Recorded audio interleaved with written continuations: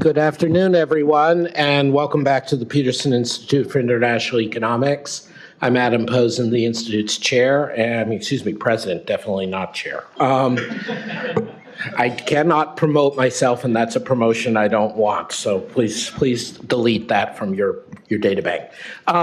We're here today for the Institute's first major outing, or actually second, into the realm of FinTech. We had a very exciting meeting roughly a month ago on digital currencies with Marcus Brunnermeyer and the Bentheim Center from Princeton, as well as representatives of the BIS, the Fed, and others. Today, our visiting fellow, Claudia Biancotti, has put together an outstanding program to talk about data protection and digital finance. We also have 4 panelists following her presentation who will be introduced in more detail, but just to recognize Elise Houlik, Vice President, Senior Managing Counsel on Mastercard's Privacy and Data Protection Team, Martin Chorzempa, our colleague here at Peterson, Thomas Halpin, who is Global Head of Payments Product Management at HSBC, and Nicolas Véron, who is a Senior Fellow here and at Bruegel in Europe. But first, let me just take a moment to introduce Claudia. Claudia, oh good, they didn't give me your bio.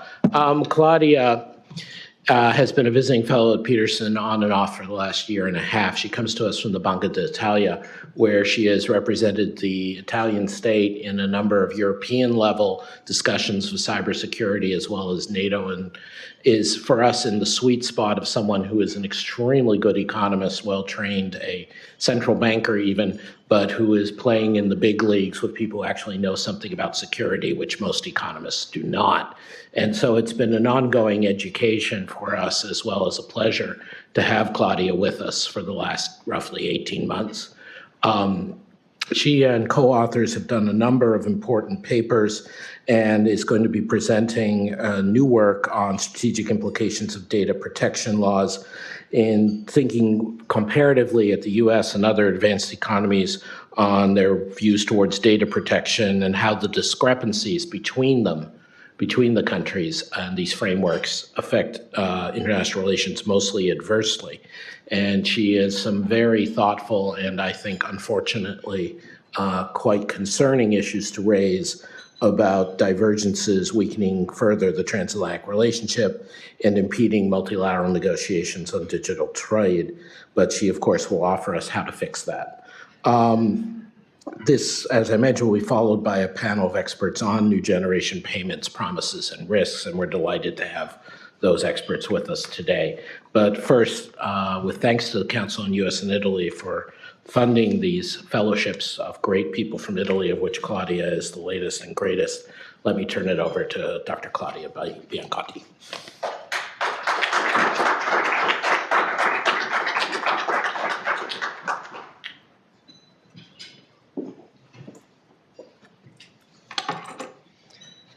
So good afternoon, everybody, and thank you, Adam, for giving me the opportunity to discuss the strategic implications of data protection laws. This is joint work with Paolo Ciocca, who unfortunately could not be here today. So let me get started by bringing you back 70 years into the past to April 4th, 1949, when the US, Canada, and 10 Western European nations signed the North Atlantic Treaty, thus giving birth to NATO. And in the preamble to the treaty, we can read that the parties are determined to safeguard the freedom, common heritage, and civilization of their peoples, founded on the principles of democracy, individual liberty, and the rule of law. And of course, NATO is known for military cooperation, and especially for the mutual obligation of military defense among members. But the way the founders chose to word the treaty makes it quite clear that the military aspect is a means to an end, is not the end itself. The ultimate overarching goal of the transatlantic relationship, as enshrined in the 1949 North Atlantic Treaty, is working together to promote, protect, and defend these core founding values of liberal democracies. And in this talk, I'm going to take a look at how the transatlantic relationship is faring at defending these values in the digital age. Today, warplanes, tanks, and missiles are not necessarily anymore the prime weapon of choice for anybody who wants to undermine these values domestically or internationally. There is a lot of harmful potential in big data and AI. So let's go back to the present and take a look at 4 out of the hundreds of headlines that are coming out recently on a possible misuse of data and AI.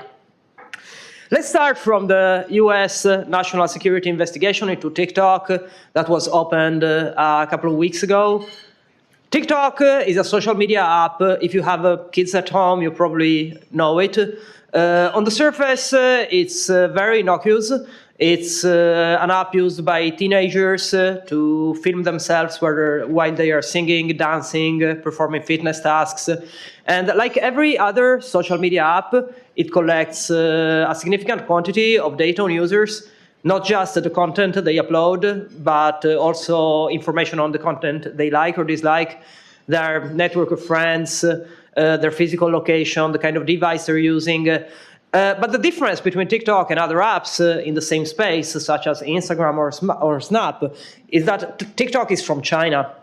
So it's owned by a Chinese company, and US lawmakers have recently been raising concerns about the fact that maybe the Chinese government can access data gathered with TikTok.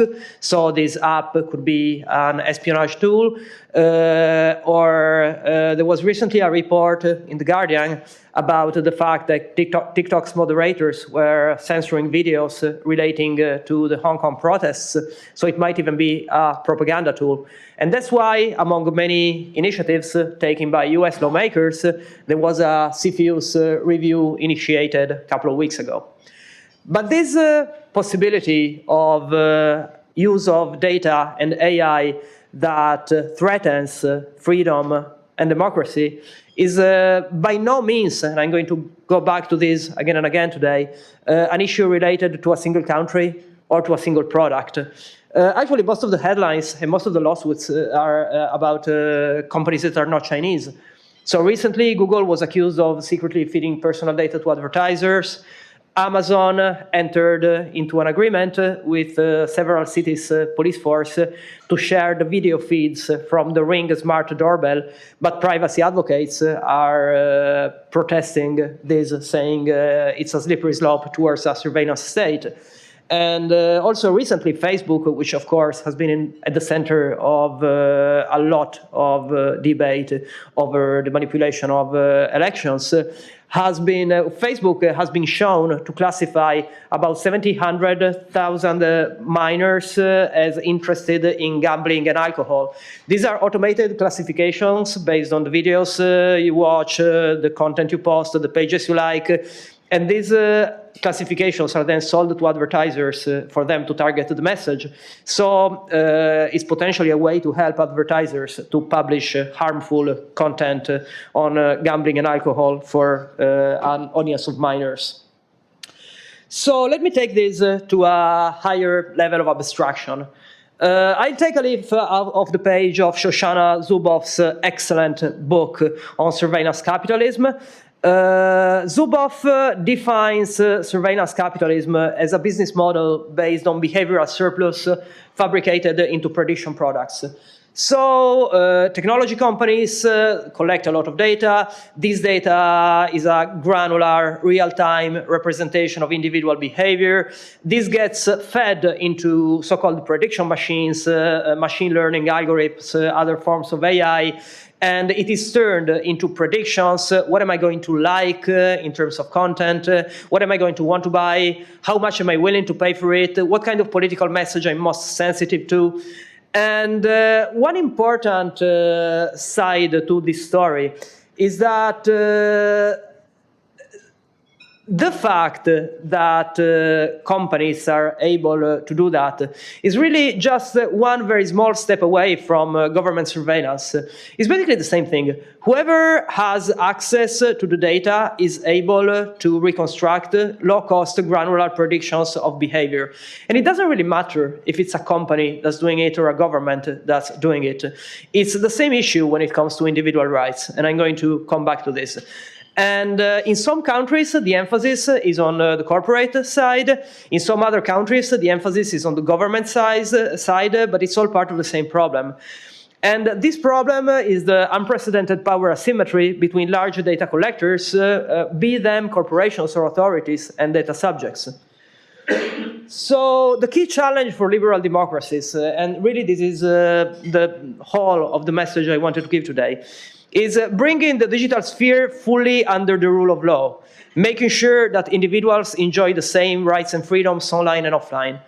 This is not something that has already happened, not by any means in the whole of the world, not with any certainty, and not in all of the countries that are founding members of NATO. So going back to the ultimate goal and purpose of the transatlantic relationship in safeguarding individual liberty, democracy, and the rule of law, this is an existential challenge. It's not about tech. It's not about tech policy. It's about reiterating the values that we pledged to uphold in '49. It needs to happen on both sides of the Atlantic, not necessarily with the same tools, but with the same spirit and with the same goals in mind. And it has to happen at the same time vis-à-vis corporations and governments.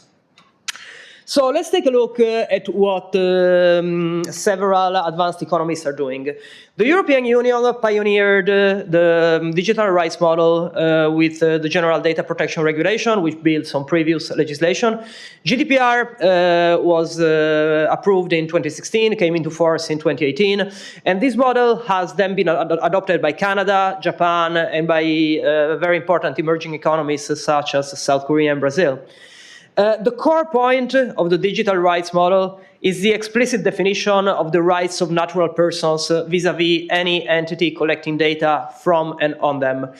And boundaries on which data can be collected and can be fed into AI also constrain the output. So, for example, there have been several issues with so-called algorithmic bias, where credit worthiness is wrongly assessed on the basis of the color of applicant's skin. If you never give the machine data on the colors, on the color of an applicant's skin, they can't decide whether to give them a loan based on this or not. This is just a very simple example on how control over data collection can, for example, reduce algorithmic bias. There are more subtle and nuanced issues when this is the case as well. So in the GDPR, there's 6 principles for data collection and use. Lawfulness, which is very important because it states from the get-go that this is an area of the economy that is under the remit and the control of the law. So data collection has to happen in a legal framework. It has to be lawful, fair, transparent. Purpose limitation. Data collectors can acquire data for one or more purposes that have to be specified transparently to the data subjects. Minimization, you only collect the data that is strictly necessary for your purpose. Storage limitation, accuracy, security. And the 2 key features that I want to bring your attention to are, one, this digital rights model is micro-founded. So it works at the level of individual pieces of information. Data is read as an attribute of the self. And that's pretty much the only approach you can have if you want to make this about rights. And second, it's extraterritorial, meaning that the digital rights jurisdictions don't allow the export of data on their citizens to jurisdictions that do not ensure the existence of adequate data protection safeguards. And let me just go on a small aside about the meaning of privacy in the digital age. The digital rights model embeds an understanding of privacy that goes far beyond the fairly common misunderstanding that only people who have something to hide care about online privacy. Three economists, Acquisti, Taylor, and Wagman, recently gave a very interesting definition of privacy. It pertains to the boundaries between the self and the others, and it is not the opposite of sharing. Rather, it is control over sharing. And the fact that controlling what you share about yourself, constituting a precondition for freedom and autonomy, is pretty clear to everybody offline. You don't go around sharing your political opinions, your sensitive personal issues with everybody, and not because you're doing something wrong, just because in some cases it makes sense, in some cases it might be used against you, in some cases it's just none of the other person's business. But this gets lost in the translation to the digital space because we don't quite understand how much data is being collected. And the underlying idea of digital rights is that control over data footprint is a precondition for freedom and autonomy in the digital age. So the digital rights model is embraced by all G7 countries except for the US. So what's happening in the US? Data protection is mostly regulated at the state level. And in most states, with the exception of California, it's weaker compared to the European Union and the other digital rights jurisdictions.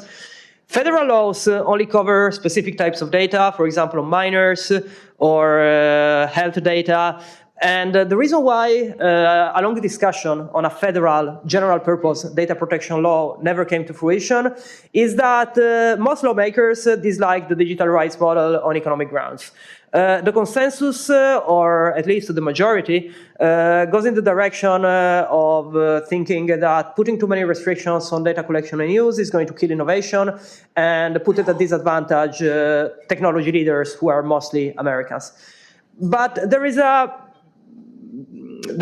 big problem with this kind of reasoning. First of all, on economic grounds, it might be only true in the short term. But most importantly, we can't put on the same scale loss of economic profit and the fact that we need to have the rule of law in the digital space. If you leave the digital space as a relative no man's land with data brokers who buy my data from several companies and resell them packaged to third parties, and I don't even know what's going on, this is a way of spreading the power that I mentioned before that data collectors have to know, interpret, predict, and influence my life, and I do not have any legal recourse. And this is not anything that you can compare with a strictly economic argument, which, by the way, as I said, is also partially wrong. So, on the other hand, while the US has been really reluctant to constrain the homegrown surveillance capitalists, it has been super concerned with Chinese ones. Of course, the most striking case is Huawei, but there have been other smaller cases getting to the TikTok case that I mentioned before. So the US government is not really concerned with the excessive power of US corporations over people's lives, but they get very concerned when it comes to Chinese corporations, which might or might not be working with the Chinese government. And so, since there is this asymmetry in recognizing the rights argument, the toolkit that has been chosen is not data protection, but national security. And of course, there is a place in economic policy, in policy in general, for macro-level national security tools. But those tools, by definition, protect nations, not individuals. They assess, they protect individuals only incidentally. So they do not solve the problem of digital rights. I mean, you can kill off as many Chinese data collectors as you want, and you should, actually. I mean, if these are not playing by the rules, you should, treat them like everybody else who is not playing by the rules. But you need to have the rules to make this universal. Otherwise, you need to intervene with tools such as the CFUs every time.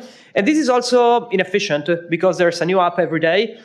China is very prolific in producing technology. You can't have a CFUs review for every new app. And most importantly, talking about this strictly from a national security angle gives the wrong impression that this problem is about China. No, this problem is not about China. It's also about China, because China has a digital sovereignty surveillance state model that is not compatible with the transatlantic values. But this is not merely a Chinese problem.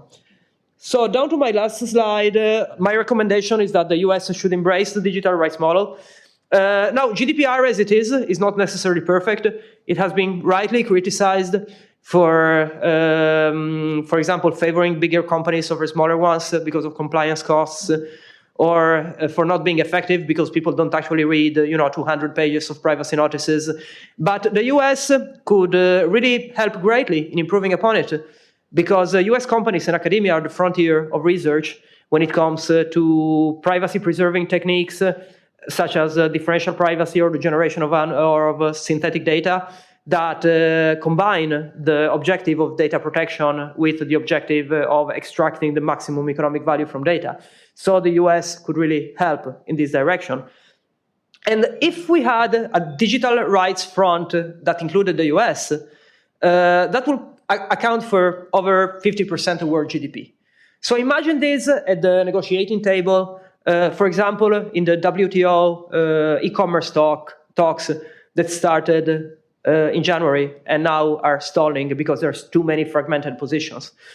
If you had a wholehearted embracing of digital rights on the part of the US, and the US maybe even led this front and sat at the tables together with Europe, Japan, Canada, South Korea, Brazil, this could have an enormous impact on negotiation power, and trading partners will be faced with a choice: either provide adequate data protection or just lose market access to more than 50% of the world and the whole of advanced economies.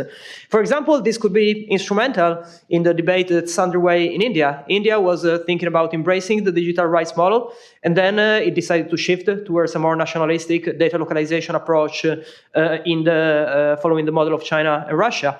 Maybe if this carried the risk of losing trade with all of the G7, it would pan out differently. And of course, some countries will choose to keep their surveillance state, never embrace the digital rights model, but they would not be able, if the US transitioned to this model, to harvest data or conduct influence operations in the digital rights countries starting from the US itself. That's all I have, and thank you.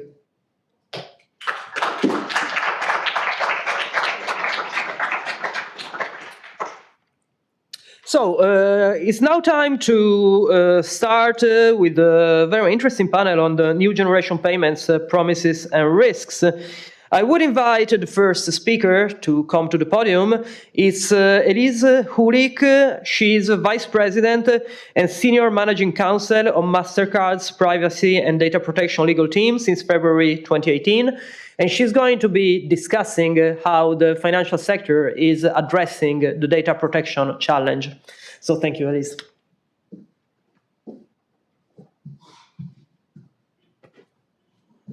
Thank you, Claudia. And thanks, everyone, for allowing me to come and share some thoughts with you. I'm really excited about today's panel, and the topic happens to be close to my heart as a privacy professional working at Mastercard. You know, a lot of the themes that Claudia raised in her talk, I think, are going to probably be woven into many of our talks as we continue out throughout the day. But the reality is that you can't ignore the influence of the regulation, the GDPR in Europe. And while it was an evolution of their privacy posture, they definitely planted the flag globally, and countries are taking notice. It has hit our shores. If you weren't already aware, we're about to have a comprehensive privacy law for the state of California take effect in January. So very soon. And we're working toward sort of knowing and understanding how to live and work in this digital space, advance innovation, promote use of data in the right way and technology the right way, but also think about the things that the GDPR highlights. You know, one of the items that Claudia pointed out was that there is a tension sort of between the emergence of technologies like machine learning, artificial intelligence, things like that, and requirements within global laws like the GDPR about automated decision-making, profiling. Where does that fall? When and how you can use certain categories of data, and do so sort of responsibly. And that debate is carried over, as I mentioned, to the United States. It's present in Brazil. There'll be a new law there next year. Thailand just adopted one. So this is, again, a global phenomenon about sort of how to reconcile a space where, if you think about laws in general, historically, almost every other sector of law, you get to look to the past. right? You get to look to prior decisions that have been made. You get to look and understand sort of precedent and where things have been before so that you can create a path forward. In this space, there's nothing to look back at, right? It's being built as it's all happening, right? And that's a very, very real challenge for the regulatory community, too. I have to give them some credit in the sense that trying to define what to do and do it responsibly with the law is a very difficult thing, because if you're too prescriptive, you emerge with a rule or regulation that won't be sustainable or scalable, as the technology is rapidly evolving and changing in this space. And in the financial sector, those who have operated in the financial sector, particularly in the United States, have been very, very heavily regulated, right? And so there are sort of rules of the road and ways that we have governed our companies, our ecosystem, to address concerns of the regulatory community, to make sure that financial information remains safe and secure and protected and used responsibly. And certainly as industry progresses, you don't want to be put in a situation where new technologies are available, but you're not able to make use of them or implement them in an appropriate way because you're confronted with very restrictive regulatory requirements. So there's this balancing act that really needs to occur across the board for all economies to move forward and to thrive. And so, when we think about that at Mastercard, part of the reason why I joined this company is because they really do take privacy and data protection very seriously. They think about how it is a part of the fabric of doing business. I work on a team of about a dozen people who are located in the North American market, and then we have others globally. And we're embedded with business teams. We're helping design solutions from the start. And we use, you might have heard the phrase privacy by design as a methodology to sort of drive our behavior forward, right? So when an idea comes about, people happily come to my team and we sit down and we talk about, what do you want to do? Why do you want to do it? How do you think you need to accomplish it? And then let's talk about how we maybe really will accomplish it. What kind of information is involved? And really, at the end of the day, we're talking about sort of core values that we've evolved to over the years that really align with the spirit of a lot of the digital rights work that Claudia was referencing. So thinking about information that's personal from the lens of the individual, making sure that the company is being responsible with the information it's been entrusted with, and really understanding its position in the ecosystem to make sure that where we are able to influence behavior and partner with responsible, like-minded companies, we're making those choices so that we're developing products and solutions that not only benefit individuals, enrich their lives, but candidly are going to be a little more scalable and sustainable as this wave of regulation comes along to try and govern the space here. So one of the things that we've really thought about, and we announced very recently, is a global data responsibility imperative. And really at the heart of that, what we're trying to do is think about data use of technologies, almost from a decency perspective. Of course, we're going to comply with the law. Of course, we're going to satisfy regulatory requirements. Every company needs to do that. But there's sort of this companion question to, can I do something? And then, should I do something? Is this right? Is this valuable? Does this align with our corporate values? Does this align with the way that we vary our front and center about treating individuals with respect? Making sure that they have a clear understanding of what personal information, to the degree we take any in, how it's handled, who it might be shared with. And again, these are the themes that are woven into all of these new data protection laws, these data rights charters, things like that. And in the financial space, it's particularly sensitive. And again, like I said, in the United States, we're used to that regulatory climate and environment. But this is a different way of looking at this type of data beyond something that, and I think maybe historically, if you thought about data protection, you probably thought about data breach. Something's going to hack into my system, I'm not going to have access to it, or somebody's not going to be able to use this information, or they will be in a wrong way. And this is a much more holistic way to look at data, right? So we are very front and center about our core values on personal information. We believe that individuals own that information that is theirs. It's their personal information. They should have the ability to control it, to understand sort of when and how it's being used. That uses of that personal information that you've been entrusted with should be beneficial to individuals. It should make their lives easier, better. And really, our obligation overarching all of that is protecting that information, right? And then again, thinking comprehensively what that might mean.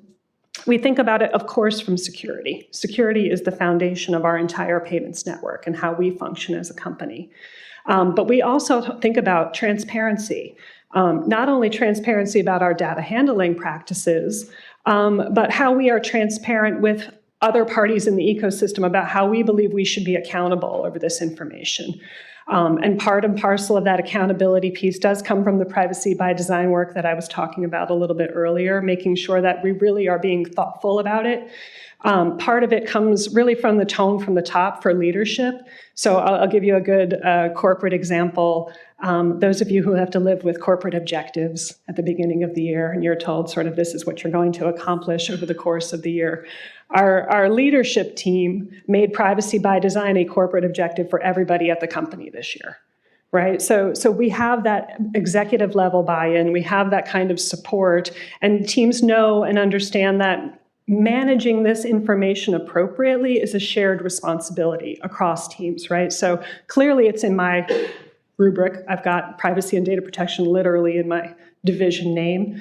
But everyone on down the line, the O&T professionals, the HR professionals, the digital teams, the labs teams, the payments, new and old, as they say, everybody believes that this is a core responsibility of their new job. And that's how you end up effectuating sort of a culture shift.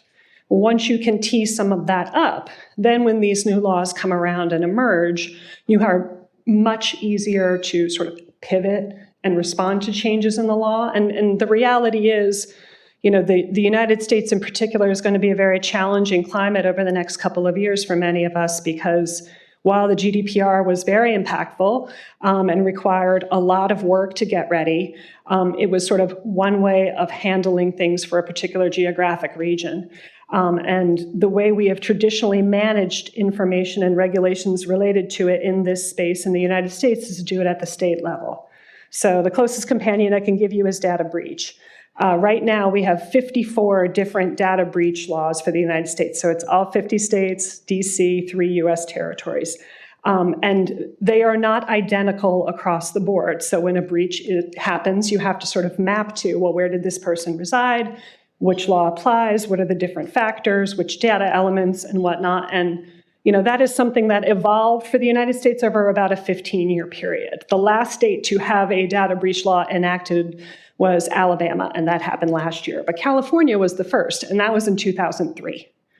So when you think about that, it's incredibly complicated, it's incredibly challenging, but at least in the breach space, you can think about things like, okay, maybe I take the most restrictive approach and I apply that consistently across the board. For something like omnibus privacy, where there is a lot of nuance into when and how you have to make certain disclosures, how you can use information, permitted use purposes may be baked in at the start, in other laws it may not. It is much more complicated and much more difficult to just say, well, I'll pick the strictest standard and I'll just apply it across the board. You actually may end up with conflicting laws. And so if you thought GDPR was difficult, imagine GDPR times 54. Right, so that is also driving this conversation at the federal level. And historically in the US, we've handled that at the sectoral level. Claudia is exactly right. So those of you in the financial space are probably well familiar with the Gramm Bliley Act. That's the privacy and data protection standard at the federal level to handle this type of information. But there's a separate construct for healthcare, there's a separate construct for education, et cetera. And so harmonizing that and coming up with maybe a federal law that will preempt this different state and fragmented approach is going to be an incredibly complicated endeavor. So what we try to do is use the data principles that I've been talking about to really drive our behavior and make sure that the decision-making piece is done as consistently and regularly as possible. That way we end up creating solutions that help use information in the digital space. We recently became a part of the Secure Remote Commerce Initiative as a good example, Best way to explain that is sort of think about guest checkout online for people who don't want to store their card with a particular merchant. Maybe it's a one-time use or whatnot, and you go to checkout, you provide a limited amount of information, and then you're faced with a menu of 15 to 20 different payment buttons. I want to pay this way or that way and whatnot. And then EMV Co. got together, created a unified standard for the payment networks that functions lightly like a digital wallet. The credentials remain with the individual. The card information is passed by a secure tokenized way. And there's a consistent user experience, a consistent approach for merchants and others. And so you're streamlining things, you're making use of technology that's available, but you're doing it in a safe and secure way. And as I understand it, there are going to be other people speaking, so I'm going to take a pause here. But I'm really looking forward to our active conversation on the stage here. And thanks again for including me.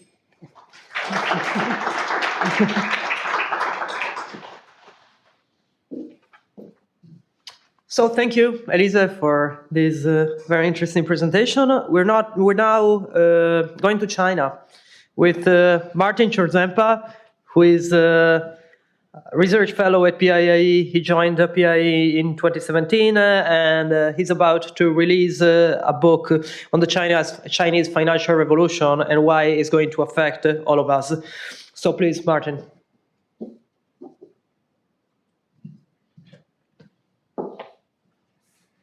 Thank you, Claudia. Oh, I'm missing a little picture here on the bottom left, which is going to be a beggar in China with a QR code in front of them, just an illustration of how FinTech has revolutionized things. Nobody has to stand in line anymore. No one needs to carry around cash. FinTech is pretty much everywhere. And no, this QR code here is not the tip jar for this talk. It's a link to open up my, my Peterson Institute author page. I'll begin with a little bit of a story about how and why we need to think more about Chinese FinTech, even if you don't want to go to China. That was when I was on my honeymoon in Thailand, and I was really excited when I found a store finally that was willing to accept my American credit card. I was finally going to get some points. But then I came in, and they said, actually, we only accept Alipay or Thai baht. And that was an early indication that maybe the expansion of these companies abroad, companies like Alipay, Ant Financial, and Tencent's WeChat, might actually be at the expense of American companies. And one of the senior executives of one of the leading payment companies in Europe has this wonderful quote about how not accepting Alipay for a merchant these days is like not having air conditioning in a car, which no one would do. Chinese super apps have gone abroad at a blistering pace. Ant Financial has major stakes in local financial technology companies in 9 different countries, including places like India, Thailand, and Korea. And if you include the users of these companies together with the users of Alipay, you get about 1.2 billion people. And this is their active user number, not the total amount of registered debt accounts. And on the payment acceptance side, Alipay is accepted in 56 jurisdictions outside of China, and Tencent's WeChat is similar. You see the map here of the different places that Ant Financial has expanded. Their internationalization strategy has been threefold. The first is just to go abroad with Chinese tourists. Chinese tourists spend about as much outside of China every year as something like Americans, Germans, and French together. It's quite extraordinary. And having access to that pool of money has made it pretty much a no-brainer for foreign merchants to accept Alipay and for foreign payment providing companies to partner with them so that Chinese tourists can use their preferred way of spending money abroad. The second is to take stakes in, mainly strategic stakes, very large equity in local companies, partially because of the sensitivity of finance and the sensitivity of the data. They say, if we go in and partner with a local company, turbocharge them with our technology and our expertise, that might be the most effective way. They have cutting edge technology, they have a lot of capital. Ant Financial had, I believe, the largest ever fundraising round last year, something like $14 billion with a valuation of $150 billion. It's quite extraordinary. And then the third way is to expand their brands abroad. So far, that's been almost entirely unsuccessful. And I'll get a little bit into in the next slide into why that is. The first is reciprocity and protectionism. The model for China to develop financial technology actually was protecting their companies from any foreign competition. So why would a foreign country want Chinese fintech companies to dominate their small local firms before they're able to get off the ground? Another is the connection with national security. So Ant Financial tried to buy MoneyGram in the United States, and that was blocked by CFIUS, mainly reportedly because of concerns about sensitive data that they would obtain. For example, American members of the military use MoneyGram to send money back home. And do we want the Chinese potentially to know the location and financial details of all the American service members who send money abroad? Probably not. The second is that the relationship with the Chinese state seems like it needs to get closer and closer to provide protection in this very sensitive environment. But the closer you get to the Chinese state, the less you have a clear line between these companies and the government, the more you wonder, is Xi Jinping going to be able to get access to some of this data? It's a big concern. And other countries beyond China have worried about data localization, including India, which Claudia mentioned earlier. The third challenge for fintech companies in China going abroad is localization. The fact that they were so perfectly suited to their domestic environment meant they didn't really get any experience competing with any foreign companies. And the super app model, which combines, that's what made them so successful in China, which combines everything from renting a bike to getting an Uber, booking train tickets, getting a loan, insurance, payments, just about everything you could imagine. Well, that ends up being sometimes a little bit clunky and slow. The Chinese so far seem to like having everything in one place, but I've talked to some of the American tech companies and they say, we've tried that and it's a little slow. There's a little bit of a delay and people leave your app. And actually, the company that WeChat invested in India has failed and said that they wanted to failed with the super app model and decided to break everything up separately, more like the United States. Finally, they lack advantages that were key to their success in China. In China, these companies already had hundreds of millions of users and an established dominance in an important niche in the market. But when they go abroad, they have to start from scratch. That's another reason they're investing in local companies. So I'll end with three important implications. One is we have to think about beyond the data flows, but also to the financial flows. And when a financial company can expand abroad without any physical presence, just by opening up a website, sometimes you get nefarious activity too.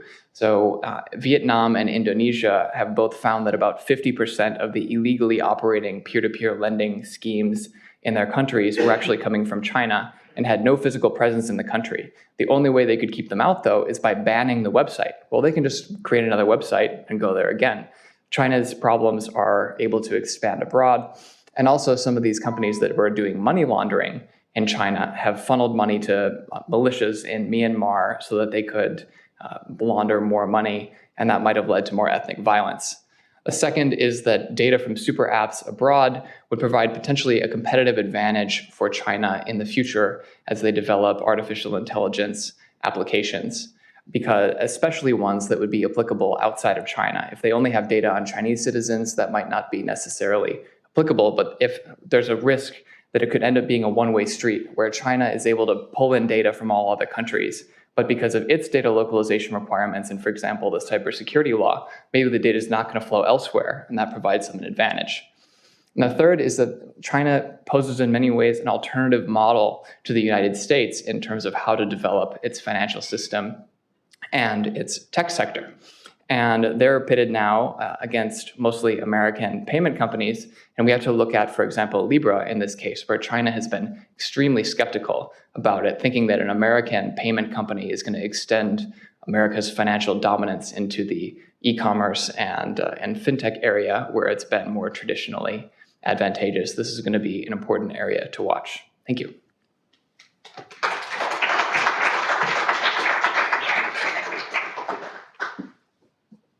So thank you, Martin. Always really relevant to learn about what's happening in China, which is quite different from what's happening elsewhere. So right now, I would like to call to the podium Thomas Halpin, who joined the HSBC in 2007 and is currently the Global Head of Payments Product Management. He was previously Senior Vice President at JP Morgan Chase from 1989 to 2007, and he's going to discuss the use of AI and data in the payments and financial sector. Thank you, Tom.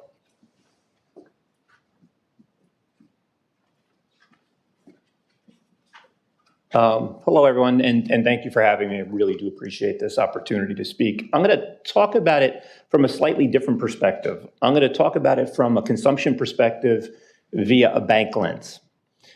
Because one of the things that we are seeing and hearing from our customers is when you start to think about the drivers of more data being introduced into the payment space is what our customers are asking banks to do. And it's not just HSBC, it's basically the financial community. They are looking for us to provide them, one, with insights to their business activities. Because when one thinks about what a payment represents to a corporate customer, it's really the end of a business journey. They've made a decision to make a purchase. They've made a decision to do an M&A deal. They're trying to understand the behaviors of their buyers or suppliers in payment space. So a key piece is how do you provide me with insights? What they're also asking for is greater control over the information that's attached to the underlying payment. Because what they're looking for is greater transparency. They want to understand where the payment is over its journey. Because historically what has happened was they've made a payment, but they had no idea where it was on its journey, especially as it went cross-border. And domestically, while they had an understanding, they weren't getting truly the end-to-end visibility there as well. So a lot of things have been evolving in that space. The last piece is they want it immediately. Business is moving so rapidly that payments right now need to move at the pace of business, as opposed to before when it was moving at the pace of paper. Let's think about checks as this started, or cash, how it started. You had to take a week, a month to make sure, especially when I went cross-border, that this was going to happen. So the evolution of payments has to keep pace with business. And there's a couple of key components within this that I want to talk about. One of the key drivers of this is that the standards are changing that banks are now dealing with. The communities have moved to a much larger data set. Well, you'll hear it quite often called ISO, or you'll hear it as part of a blockchain, which allows for greater inclusion of elements. Why this is important is because it creates a standard. And one of the reasons why these standards are being adopted is to hopefully drive down the cost of doing processing and cross-border payments, but equally to provide a level of consistency. And that level of consistency touches on a couple of different points. One is compliance related. And I say that because the current message structures that are out there, and the Federal Reserve is going to go through a change, and they're targeting 2022 to 2025 to make this, is because the current data set is incomplete and limits the ability to properly sanction screen, to properly monitor the underlying participants in the transaction. So they've actually been pushing and driving a greater standard. You've seen it here now in the US, that they launched a real-time payment solution here in the US about a year ago, and it used this international standard. This was a big switch, especially in the US, because they went away from a proprietary format and they're adopting an international standard. What that means is the international regulators are starting to work closer together, not only from a sanction, making sure that good actors are involved in the transaction as opposed to bad, but it's also a step in the next area, which is how do you improve cybersecurity risks by having more data. What this is allowing banks to do and us to do is actually start to interrogate the underlying transaction, and based upon conditions that our customers are setting for us, we could actually say, do you want to pay someone if the account is only open for 3 months? Letting them make the decision and control over their transactions, because cyber risk, and as we've just heard, it is growing more rapidly in the space. So we have to give our customers more control and more visibility so that they can make the business decision and understand the counterparts that are involved. That goes the same way, whether it's a consumer or whether it's a large corporate, giving that transparency, giving that control is key. One of the things on transparency, and to give you a little bit of a frame, we operate today in about 54 countries around the world, and we're doing about 4.4 billion payments a day.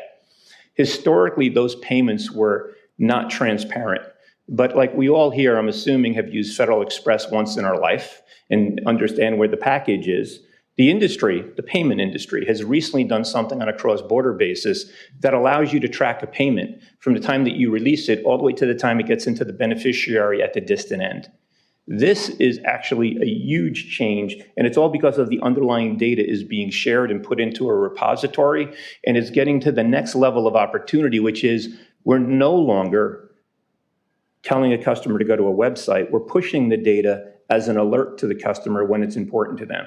They may not want to know about all payments, but they want to understand about sensitive payments, payments to certain counterparties, payments to certain dollar amounts, payments in certain currencies. So that fundamental shift of drivers is really for us in terms of data use and its collection, because we believe it is the new asset. It's been there for a while, but it hasn't really been valued in the way that our corporate customers and our consumers are valuing it. So we're trying to drive that. Clearly, you've heard about regulation by all of the previous speakers, so I'm only going to talk about it through two lenses.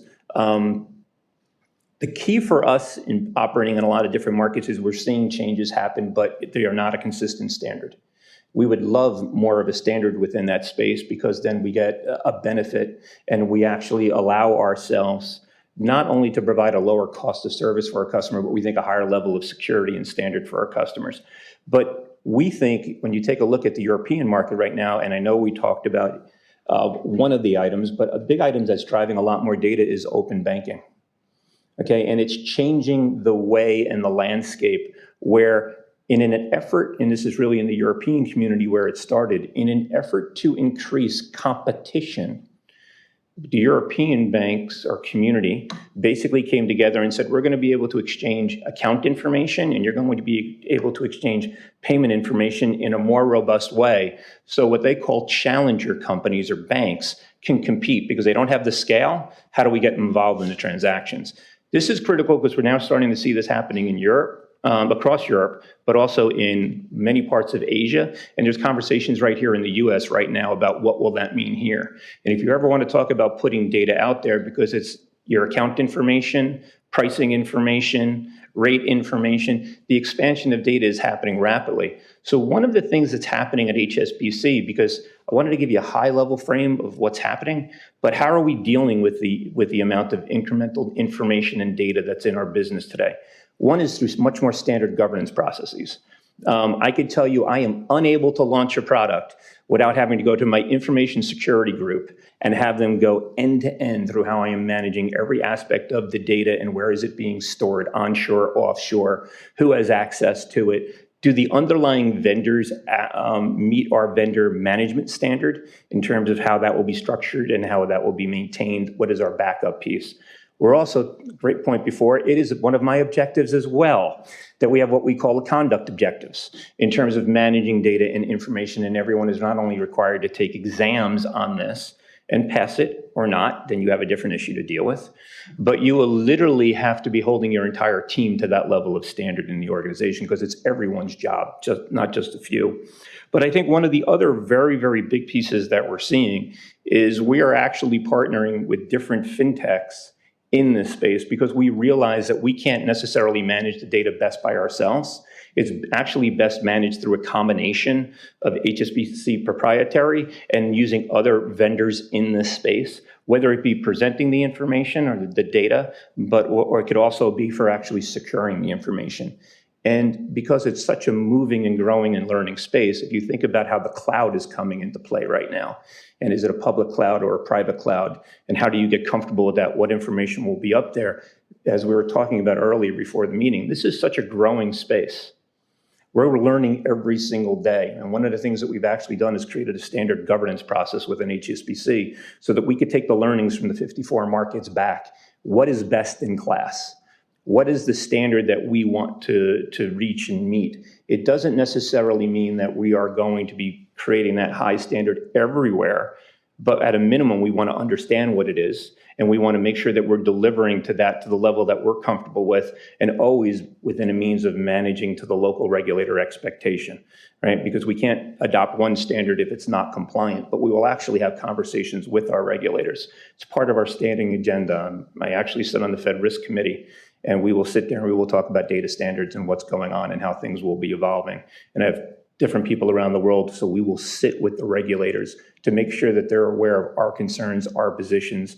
Localization is happening in a lot of markets, but what does that truly mean? And what is local data versus information when your customer is saying, give me insights, and they're a multinational? It creates a very, very different challenge for them in the space. But I love the little example that I saw up here with QR code. So I want to touch on that for a second. If you want to talk about how data is changing in the payment space, that QR code is jumping off the page around the world. And every time you see a country make a change, it becomes the new floor for every other market that's thinking about evolution. And a while ago, there were only a few real-time payment systems around the world. You would actually go back to 2008, and that's where it started, really in the UK. But there's over 40 of them live right now, another 18 being planned. And the QR code, because of the value to the corporate customer, because their biggest pain point is on receivables management and being able to reconcile that credit, the QR code is changing the face in the domestic market, because not only does the information move real time and the money move real time, but that is allowing them to integrate it into their back office systems so that they could turn that into working capital. And that's a big part of what data means in the bank space. It's the corporates are looking to improve their working capital. And how do they make better liquidity decisions and faster liquidity decisions? So a QR code actually allows them to take down their days sales outstanding or their receivable items. That actually allows them to understand buyer behavior of their products. Who's paying, when are they paying? And that's where they're looking for banks to provide insights, or fintechs to provide insights to the behaviors and characteristics of their customer base. So that underlying data, it's actually a very interesting one. At what line are you going beyond the level of using the intelligence in the message that they want you to provide insights with? So where's that line that you step over? And I think everyone is learning that line right now, personally. And I think it's going to be an evolving line for everyone. But the one last area I really just want to talk, because I know we're going to leave a lot of time for panels. There's a couple of pieces of technology that are absolutely at the heart of our data strategy. One clearly is AI. And we could think about that as a tool by which not only can we provide better insights to customers. So to give you an idea, we have a liquidity management tool that will actually allow a customer, based upon their payment behaviors and patterns, to say, here's your position. What do you want to do with this excess funds? Historically, you haven't had any more need for this cash, in the last week. You want to invest it. You want to convert it somewhere else. You might be short in Hong Kong dollars, but you're long in sterling. Do you want to do anything with that? Giving them the insights back on their data. The AI allows that. We're even doing that with some of our customers relative to helping their salespeople be more effective when they're out on the road by looking at the underlying data about the behavior of their buyers. So when they walk into their customer and they say, we noticed you haven't met your normal quota, or we've noticed you have an opportunity here right now to maybe you can get into another pricing tier. So using that data and the AI not only helps us, but it helps our customers make better decisions, but it's also helping us out with fraud surveillance right now, because we're asking, are these normal payment characteristics that you're used to? 1 minute, I got it. So again, just telling you how we're using AI, which is, if you haven't made a payment to someone before, is that abnormal? If it's over a certain dollar amount that's within a limit or an entitlement, is that something that you want to approve? So we're using AI in a different way. But I think one of the things that's rapidly changing the data, or the consumption of data, is something called APIs, which is the financial world is moving from a batch-based environment, really because of your smartphone devices, where everything is real-time going back and forth. Data is moving every second of every single business event, or even the weekends. Now, the weekends are no longer weekends. The weekends are business days. They're just called weekends, if you will. But there is really, truly, we have to operate 24, 365, 7 for making payments around the world now. That is the expectations of the customers, and APIs are a big driver of that. And our customers are now having to work that way too, because they have to change their back office. So data is the new asset in the space. It's just being secured in a lot of different ways. So I'm hoping, as I'm up on the panel, you'll have a lot of different questions. I wanted to keep it at a very high level, and I know I've kind of went through this fairly quickly. But thank you for taking this time, and I look for an interactive session.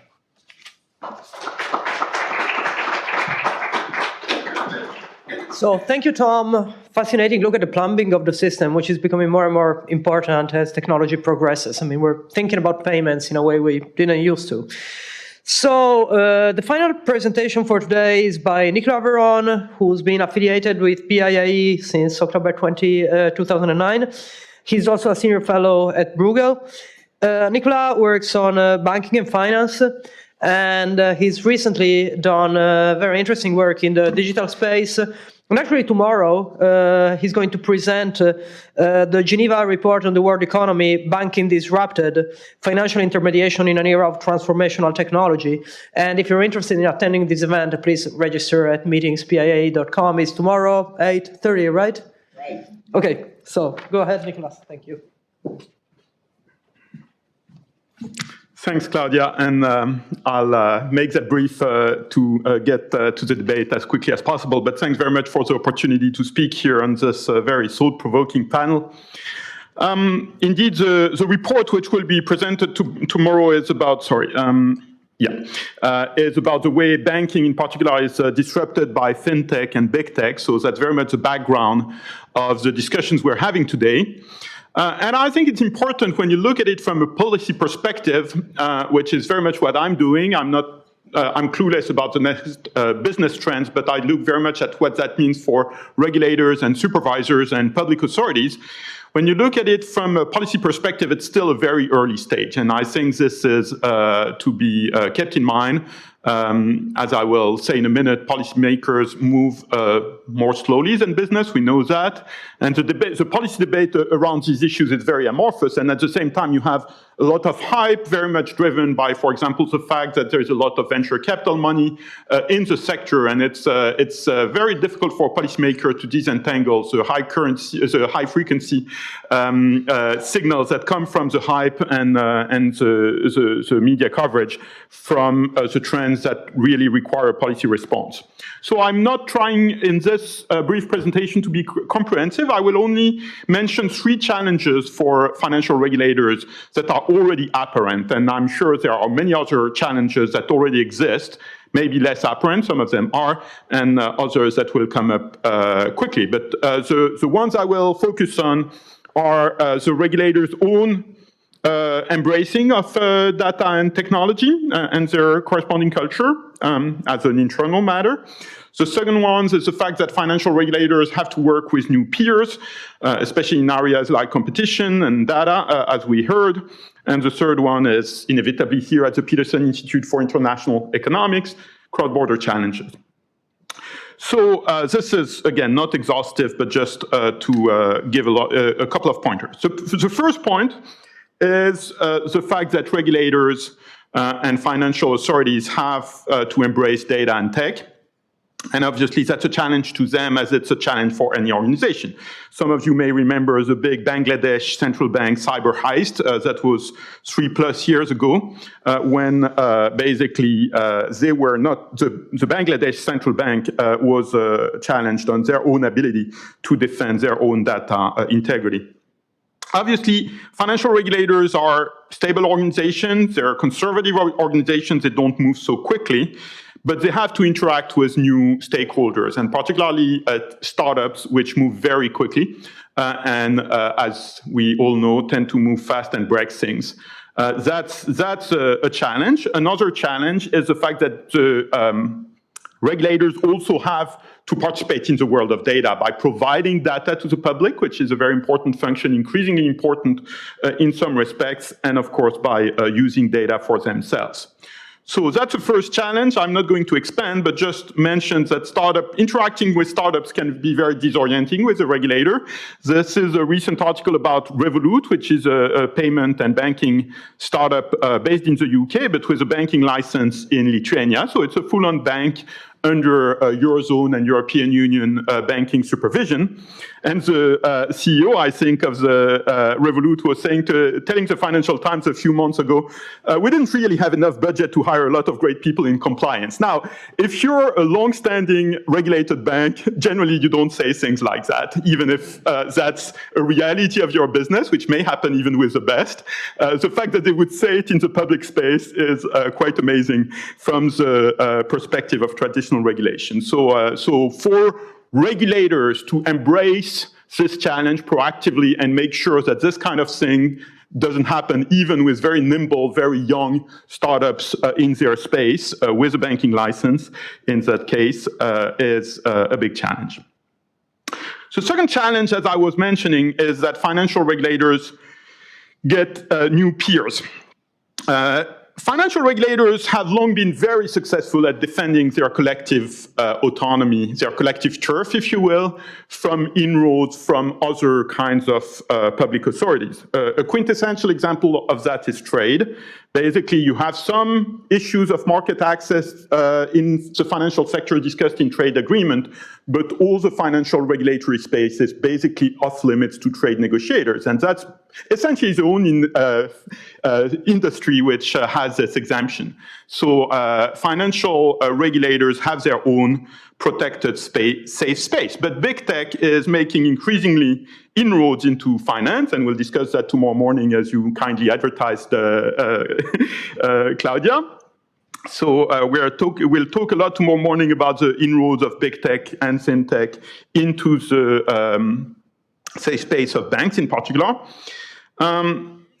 And one of the big difficulties here is that the regulation of big tech is still at a very early stage. Actually, you have debates as we speak on Capitol Hill in many jurisdictions about how to regulate big tech. Is it about competition policy? Is it about data integrity? Is it about a blend of the two? In the European Union, it's very interesting that Mrs. Margrethe Vestager, who is now going to be an executive vice president of the European Commission, will have both competition policy and sectoral policy of the tech sector, sectoral regulation of the tech sector, which was until this year considered a logical impossibility in the organization of the European Commission, that you would have competition policy and sectoral policy under the same hat. So this is moving fast, and the issue of data regulation, as we heard from Claudia, and as we know from countless examples, is still extraordinarily amorphous. And I'm not even mentioning national security here, but obviously financial regulators in the age of big data and big tech will probably have to exchange notes even more with national security operators, and has been the case in the past. Of course, it's not entirely new, but there is even more to come. I was struck by this statement of a number of authorities, data rights authorities, on Libra. So the Libra proposal, as you know, was in June, and in August, the 7 signatories issued a joint statement.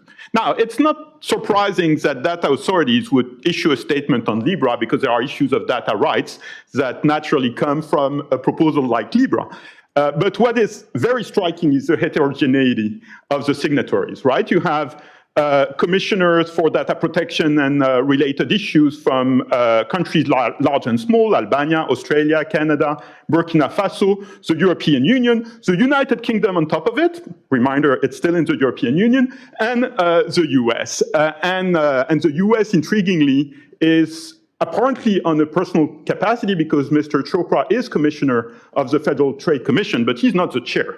So the fact that only one commissioner would sign indicates how fledgling this whole framework is. And actually, it's not clear that this joint statement had any impact on the development of the Libra conversation. It was apparently, battered away pretty successfully by the financial regulators.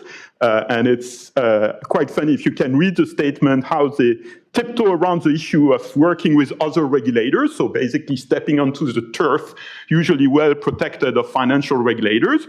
So the financial regulators in this case seem to have protected themselves quite successfully, and we haven't heard from these authorities anymore since that statement in the Libra debate. But it will come back, because financial data, after all, is personal data.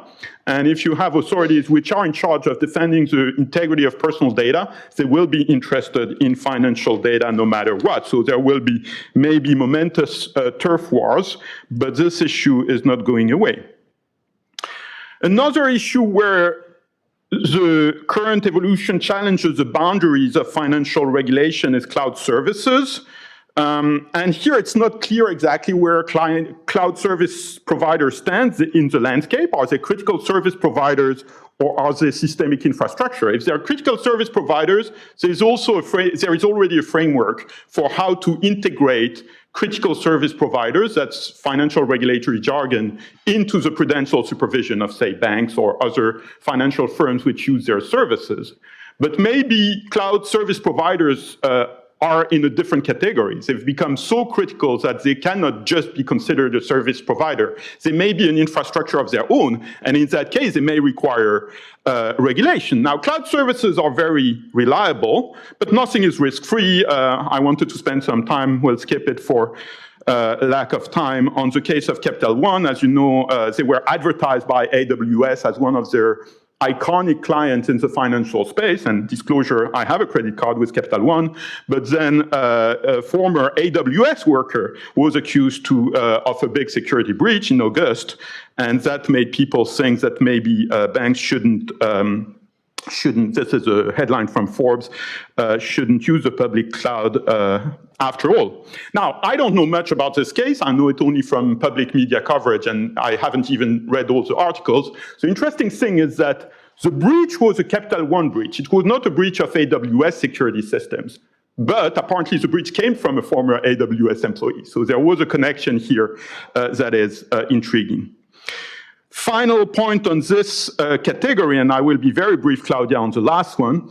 The state aid control in Europe, to me, gives a taste of things to come. As you know, state aid control is a part of competition policy which is unique to Europe. It doesn't exist in the US.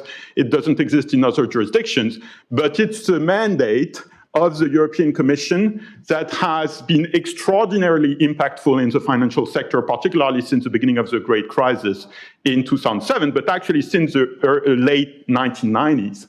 So it's been there for over 2 decades, and the boundaries between state aid control and financial supervision in a traditional sense is still not settled. It's a subject of furious turf wars between financial authorities, not least the ECB in its latest incarnation as single supervisor in the Eurozone, and the European Commission. So that's an example which doesn't exist in the US yet, but I think gives a taste of what it is when data and competition authorities active in big tech will start interfering with financial supervision in a traditional sense. Last, but perhaps not least, cross-border coordination. Very quickly, because we'll come back to it for those of you who participate tomorrow morning as well. Obviously, there are a lot of global data businesses which are regulated as financial firms. I mentioned here SWIFT, rating agencies, trade repositories. I mention these because they're pure data businesses. They're basically without a balance sheet. So it's different from monetary credit institutions. And disclosure, again, I'm on the board of one of the trade repositories. So the architecture for their supervision so far has been based on common standards, generally soft law, and voluntary coordination. So you have agencies from all the jurisdictions, and typically they have a supervisory college or other forms of coordination, and together they supervise a global data firm or international data firm with, trying to not have too many coordination failures, let's put it that way. But this is challenged by global integration. And of course, the more deep the integration, the bigger the challenge. And again, it's a different challenge from the global monetary system. So that's why I'm not talking about Libra here or central bank digital currencies. I'm talking only about data companies, which in a way would be a simpler case of global or cross-border coordination. So the question here is simply how long the current architecture can hold. How long before there is an event that forces a failure of this loose system of voluntary coordination. And here, there are precedents in the European Union which suggest that this event comes at some point, and then there has to be a re-architecture of the systems. This is exactly what happened during the financial crisis. Before the financial crisis, even under the very long-standing framework of EU law, it was considered completely utopian to think about supranational supervision above the level of individual member states in the European Union. Now it's a day-to-day reality. It was forced by the crisis. I'm not entering into the details. So the question is, should regulators wait for the crisis that will force a new step towards coordination, or should they experiment, anticipate, be more proactive with some institutional experimentation, maybe with just a few jurisdictions participating, a coalition of the willing, There's an interesting example, which is the International Data Hub at the Bank for International Settlements. So my view is, and again, we'll talk about this tomorrow at greater length, institutional experimentation will be good because this challenge will crystallize in a more dramatic way at some point down the line in one form or another. Thank you very much.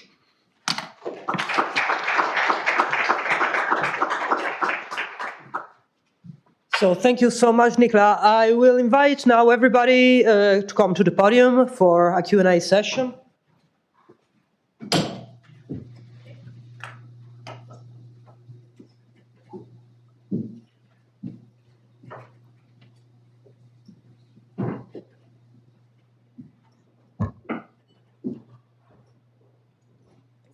So since we are running a little bit late, I will start with the questions from the audience, and then if we have time, I'm going to ask a couple of questions myself. There is a standing mic, and there is another mic in case you prefer, so go ahead. So please introduce yourself, and thank you for your question. Thanks so much. Really enjoyed the panel. I'm Sherry Stevenson from the Pacific Economic Cooperation Council. And I'd like to ask a question on data privacy. And I think in Claudia's presentation, you mentioned that you felt that there were some ways that maybe US companies or academia could improve on the GDPR model, but you didn't go into them.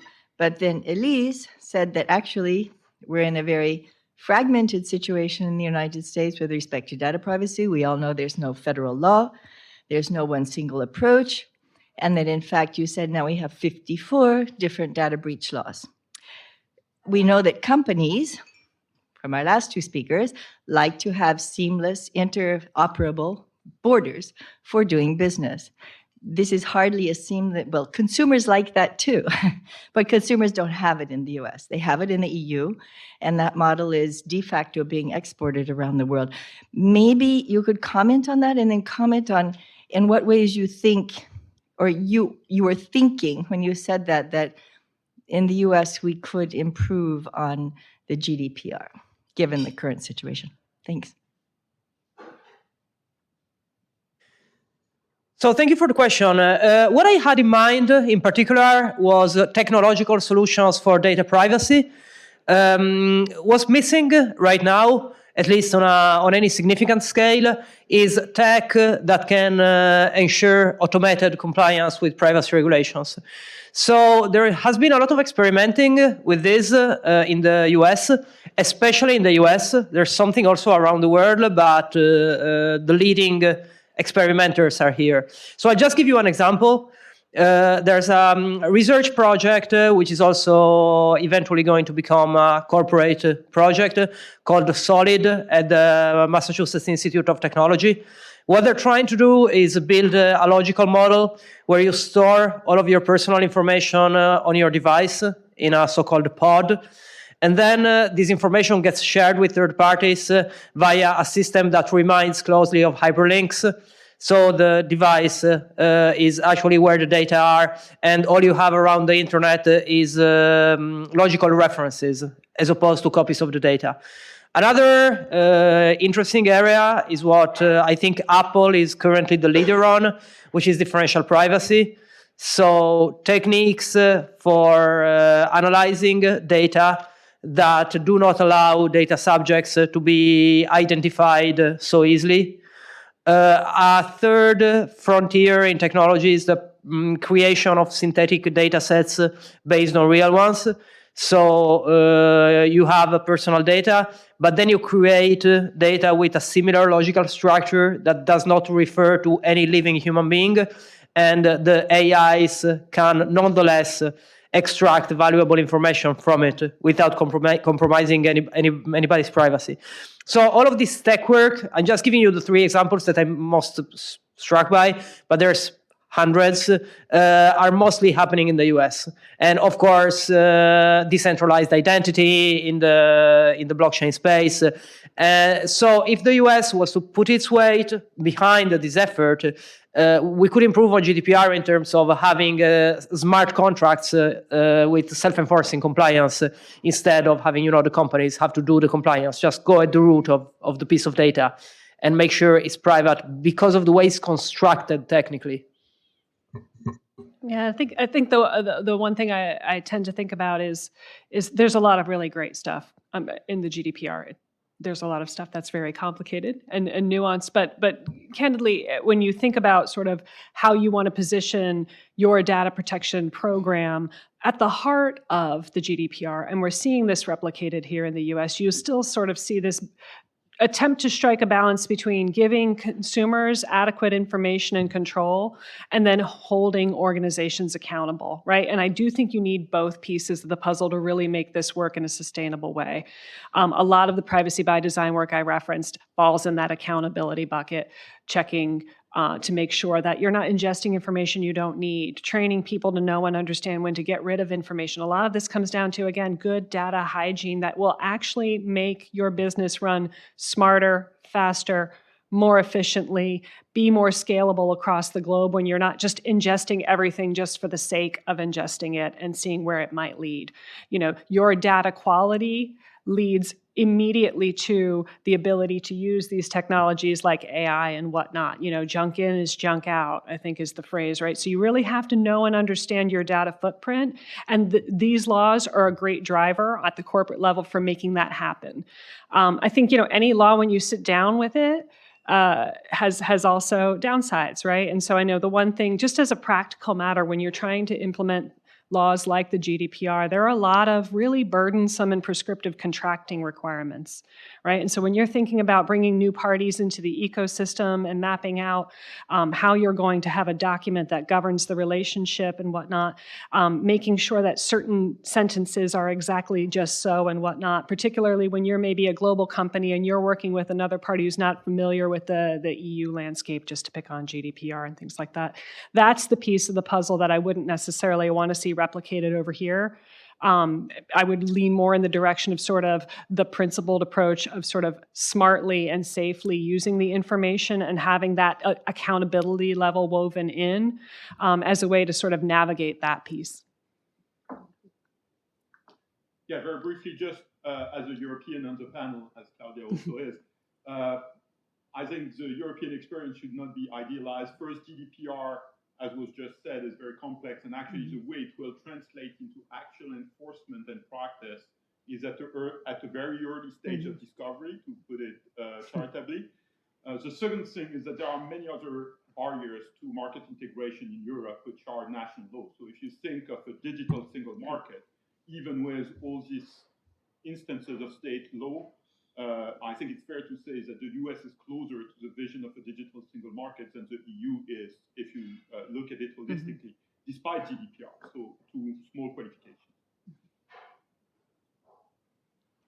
Hi, Kobe Pruitt from the Mortgage Bankers Association. Real quick, Elise, you had mentioned that there are some data protection principles that you're working with. What are they, and are they available? Yes. Thank you for asking. I didn't plant him either, I promise. We have two public-facing websites. They're both keyed off of Mastercard.com. If you look under sort of being a responsible company, that quite literally, that's one of the headers. Our privacy narrative is readily available for anyone to take a look at, and that talks about our core privacy promises to individuals, how we handle their information. It talks about their ability to interact with us. For example, a lot of these laws make available the ability to come to a company, ask for a copy of your information, make deletion requests. We've created an automated portal that's made available there, our certifications that we've had to pursue, things like that. There's a data responsibility page as well. And that talks to sort of this global data responsibility imperative that I've referenced, that's trying to look at things holistically and advance not only those core, I would call them arguably privacy principles at the heart of it, but also talk on the type of things I've been talking about in terms of promoting innovation, promoting social good, and where companies fall in the ecosystem about, sitting on top of large repositories of data and being smart and thoughtful about maybe if you scrub personal information from that information set, if you aggregate, anonymize, do the kind of things that Claudia referenced in terms of sophisticated privacy enhancing methodologies, could you not use that information for social good and do analytics on it and drive things for other parties that quite candidly just don't have access to that kind of information? And so those data responsibility principles are also based on Mastercard.com. I have a softball question for Martin and a hardball question for Claudia and a medium question for the HSBC and Mastercard. Pardon? Does everybody know who you are? Oh, Gary Hofbauer with the Institute. So the softball for Martin is, what would China's reaction be to the GDPR?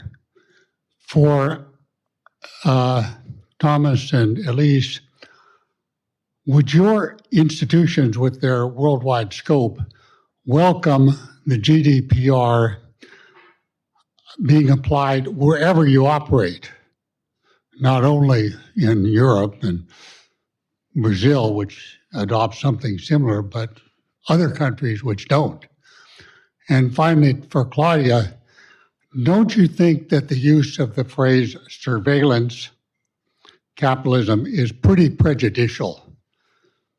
We all went through the debate over the use of the word torture, and there are other words that, they decide the case before even talking about it. Well, thanks, Gary, for the question. I think it's actually really interesting and important, so I'm glad you brought it up. China's reaction to GDPR has been to view it as an opportunity, a strategic opportunity. Their view is that GDPR is too strict and has constricted the ability of European companies to be successful in the tech space, and consumer tech at least, and become competitors to firms in the US. And they think that the US rules are actually too lax on privacy. So they want to position themselves somewhere in the middle and say, we want to create a model, and they're currently debating this, and we'll have legislation in probably a few years that tries to balance the interests of the technology companies and the interests of privacy, which have been growing massively in China. The assumptions people had a few years ago was that Chinese people don't care about privacy. But in recent years, the companies have been in big trouble from regulators and been dragged through the mud in public. For example, the CEO of Baidu said Chinese people don't care about privacy. They're happy to trade it away for convenience. And a lot of people online strongly disagreed with him.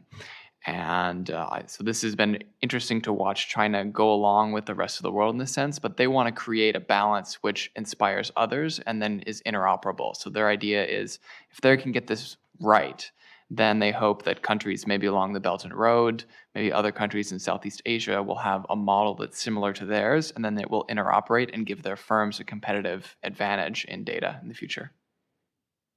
Yeah, and I would say we are going to extend the rights that are offered consumers globally, just beyond, and mostly, candidly, because it acknowledges sort of the state of the world, right? So GDPR for sure happened in Europe. You referenced the fact that Brazil is coming online. I think Thailand passed a law this past year. It's coming to the United States in some way, shape, or form. And as a global company, at some point, you have to kind of acknowledge that you've got that outreach and that footprint across the globe. So we are making the portal I just referenced globally available, and that should start coming online next year to time with the California law.